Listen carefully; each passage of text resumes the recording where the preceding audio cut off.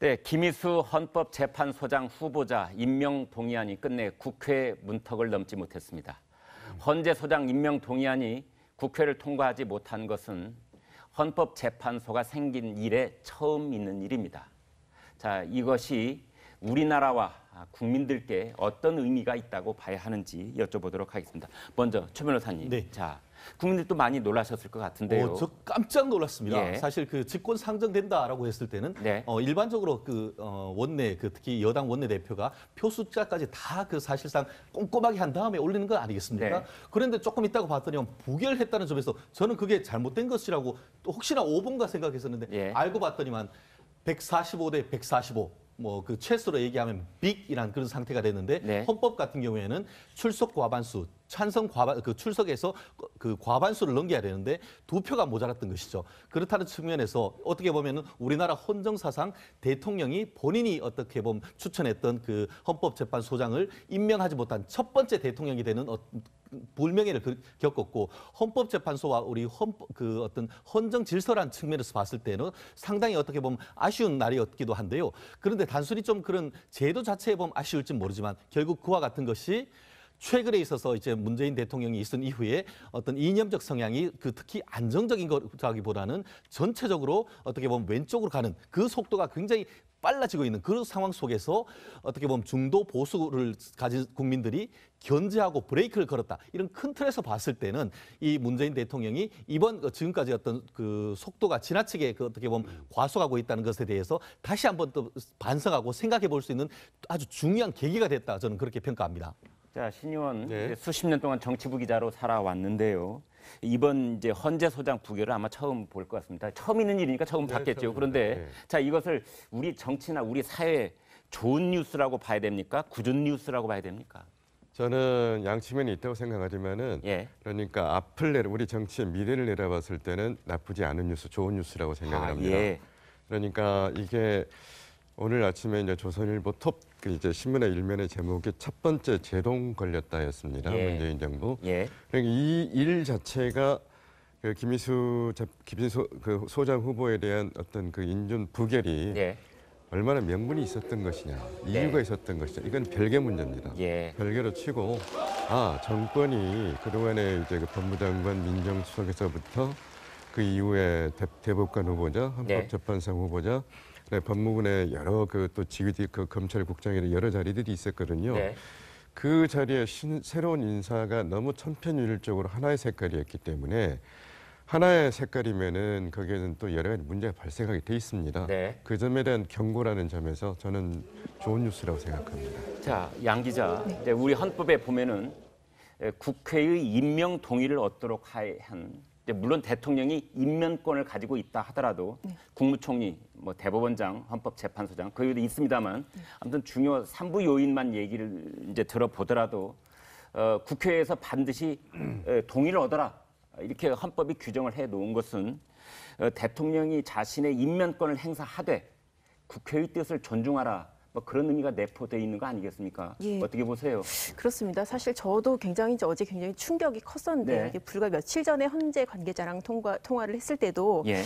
통과되겠지라고 낙관은 하면서 다만 이제 캐스팅 보트가 조금 불안하다 이제 이 정도만 생각을 했었는데 네. 이렇게 통과가 안 될 줄은 정말 상상도 못했었거든요. 예. 저는 이제 이 결과가 그 문 대통령 취임 100일 기자회견하면서 사실 네. 인사 부분에서 탕평을 했다라고 굉장히 자신을 이 부분이 굉장히 좀 많이 반발을 받지 않았습니까? 네. 그 부분이 이렇게 현실화된 결과가 아닐까 그런 생각이 들고 좀 법조계 인사를 기준으로 놓고 보면은 김희수 소장 후보는 그나마 좀 예상 가능한 인사였었어요. 기존에 소장 대행을 하고 있고 예. 현직 재판관이고 그런데도 이런 결과가 나온 거 보면 앞으로의 그런 그 인준의 그런 남은 인선에도 상당히 난항이 예상되지 않을까 그런 예상을 해봅니다. 자, 어제 이제 국회 인준이 부결된 소식 누구보다도 문재인 대통령에게 충격이었을 것 같은데 어떻게 보세요? 굉장히 큰 충격이었을 겁니다. 예. 그나마도 굉장히 오랫동안 이게 걸려 있었던 부분이고 네. 실제적으로 이렇게 대통령으로서뿐만 아니라 현재 헌재가 가지고 있는 업무량도 굉장히 많지 않습니다. 예. 그래서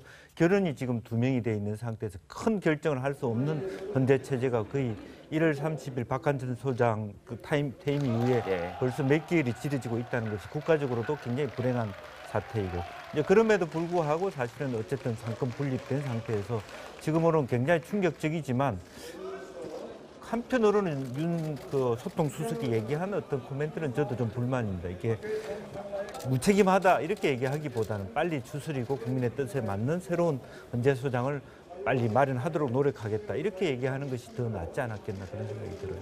자, 찬성과 반대가 145표로 똑같았습니다만 이제 가결 정족수에서 딱 2표가 부족했습니다. 관련 법을 보면은 과반수로 채택을 하도록 되어 있습니다. 과반, 절반이 넘어야 됩니다. 같으면 부결입니다. 넘어야 되는데 넘기 위해서 2표가 부족했던 것이죠.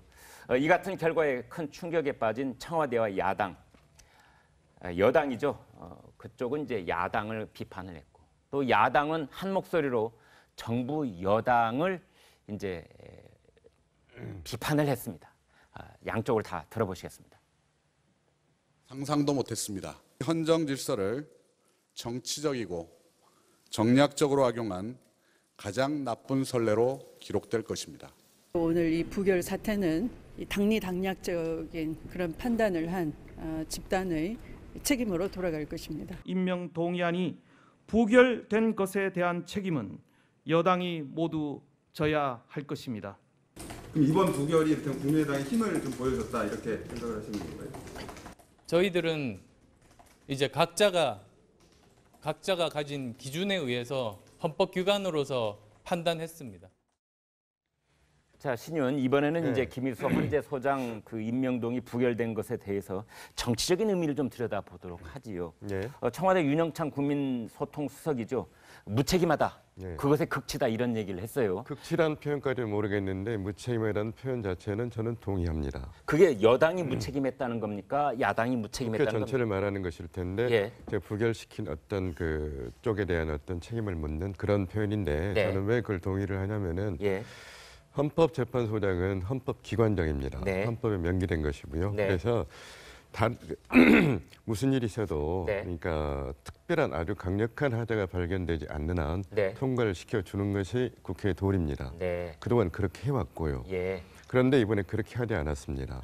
그렇게 하지 않았는데 그동안의 경과를 보면은 김희수 헌법재판장 인준 문제를 놓고 다른 거 연기하는 듯한 얘기들이 많이 있었어요. 예. 딜을 한다, 뭔가 그렇습니다. 주고받기. 이게 완전히 옛날식 정치거든요. 예. 전혀 관계없는 것들을 연결시켜서 하나는 주고받기 하는 거. 네. 이거는 앞으로 이제 우리 정치가 계속 지향을 해 나가야 될 그런 문제라고 생각을 하는데 이번에 네. 또 드러난 측면이 있습니다. 알겠습니다. 특히 이제 집권 여당인 더불어민주당에서 격한 반응을 보이고 있는데 추미애 대표는 SNS에 이런 글도 올렸습니다. 저희가 준비를 했는데 다 함께 보시겠습니다. 헌재소장 인준 부결은 탄핵에 대한 불복이다. 그리고 정권 교체를 인정하지 않는 것이다. 탄핵을 완수한 국민이 바라는 적폐 청산을 자유한국당과 국민의당이 함께 짓밟았다. 이랬어요. 그러니까 이 인준이 부결된 것을 적폐처럼 얘기를 했는데 저 부분을 우리가 수긍을 해야 됩니까? 어떻게 보세요? 저는 저 말에 모순이 있다고 생각합니다. 예. 상권 분립이라고 하는 청문회 헌재소장은 굉장히 중립적인 인사인데 예. 그러면 역으로 보면은 사실은 김일수 재판소장이 소장이 됐다라면 예. 적폐의 반대에 있는 인물이 된다. 이런 예. 그 이분법적 수색 아니겠습니까? 네. 근데 그런 것 자체가 굉장히 위험한 얘기이신 거죠. 네. 사실은 오히려 더 여야가 정치적 입장을 뛰어넘어서 국가를 위해서 김일수를 찍어야 된다. 네. 이렇게 얘기를 하는 것이 가장 바람직한 것이지 적폐와 비적폐를 구분해가지고 그렇다 그러면 현 정부의 장관이나 말하자면 헌재소장이나 대법관 자체가 하나의 정치적으로 좌우를 선택해야 된다는 논법이기 때문에 저는 극히 동의하기는 쉽지 않은 것 같습니다. 네. 자, 저런 이제 이 3부 요인들에 대한 임명 도기안 이제 처리가 진행이 될 때 그것은 국회 본회의장 원내에서 벌어지는 일입니다. 따라서 여기에 대한 책임은 당 대표보다는 원내의 일을 관장하는 원내대표가 책임을 지게 마련입니다. 그래서 이런 일이 부결이 되면 우원식 민주당 원내대표는 사실상 죽을 마실 겁니다.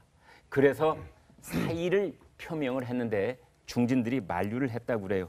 자, 이 문제가 결국은 민주당 내부에서 오늘 계속 이제 진통이 있을 것 같아요. 저는 꼭 그렇게 보지는 않습니다. 아, 그렇습니까? 그러니까 이제 예. 앞으로 이어질 문제, 오늘부터 이제 김명수 대법원장 후보자에 대한 인사청문회가 또 다른 일이 또 있죠. 오늘 내일 진행이 될 거고요. 예. 네, 중소기업 장관 후보자 네.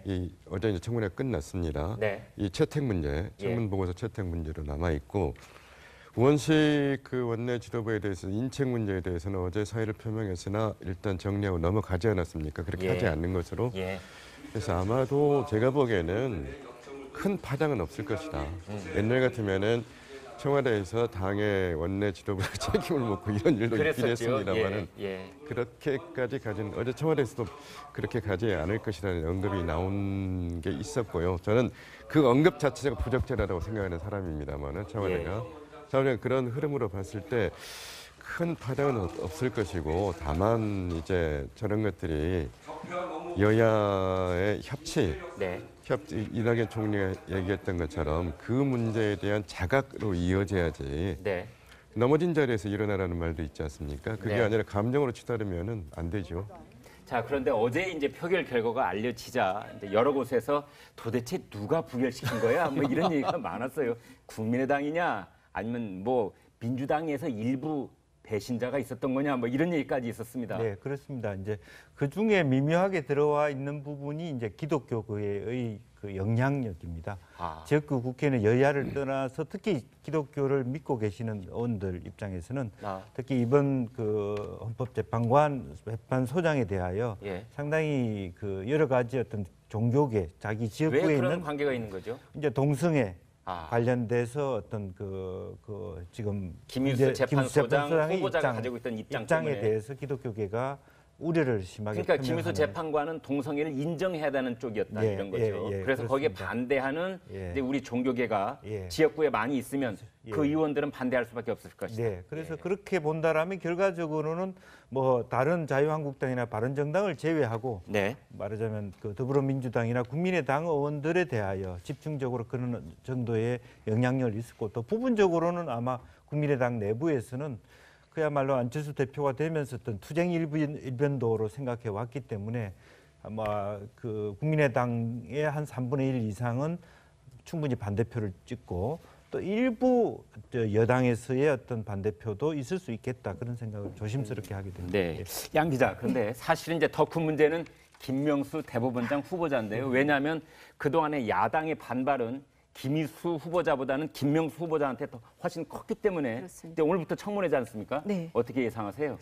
굉장히 난항이 예상이 됩니다. 일단은 사실 뭐 알려진 이슈는 이제 뭐 양심적 병역 거부라든지 군 동성애 문제라든지 그동안 이렇게 그 논란이 있을 수 있는 문제에 대해서 이제 굉장히 강하게 추궁을 하겠다 이제 그런 것은 이제 예상이 되는데 이 부분은 오히려 사실 뭐 굉장히 좀 정제된 답변을 준비를 한 것 같더라고요. 양심적 병역 거부는 뭐 대체복무제 입법을 해야 된다. 그리고 이제 뭐 군 동성애도 이제 뭐 소수자 인권 보호해야 된다 이렇게 원론적인 수준에서 답변을 하고 이제 그럴 것 같은데 제가 보기에 가장 논란이 치열할 부분은 그 지금 본인이 얼마 전에 있다가 회장으로 있다가 탈퇴한 그 국제인권법 학회 있지 않습니까? 사법부 내 그 판사들의 연구 모임 이 모임이 지금 그 양승태 대법원장의 리더십에 뭐 문제를 제기를 하면서 뭐 이른바 그 사법부 개혁 세력으로 지금 현 정권 들어서 전면에 등장하지 않았습니까? 그런 상황이죠. 네, 그렇죠. 그래서 이 지금 국제인권법 학회에 대한 생각 그리고 이른바 블랙리스트라고 불리는 그 판사들의 뭐 뒷조사 파일이라고 알려진 그 부분에 대해서 조사를 할 것이냐 말 것이냐